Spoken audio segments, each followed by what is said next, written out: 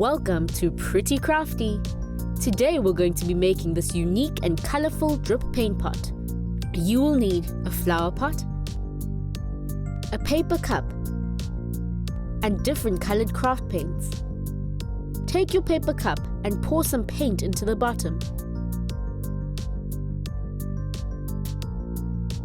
Then very slowly pour different colors into the cup, one at a time, being careful not to mix them all together. You can swirl them a little bit as you pour them in, but whatever you do, don't mix them. Once this is done, put down something on your work surface so that it doesn't get paint on it. Place your flower pot upside down on top of some risers. Then slowly pour your paint mixture out of the cup so that it flows down the sides of the pot. Take your time and have fun.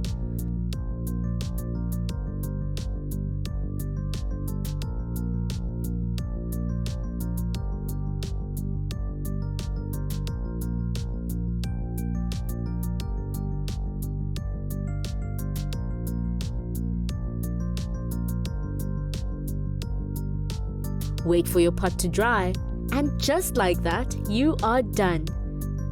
Well done on making your own drip paint pot. Have fun making things together with your family and friends. The only limit is your imagination.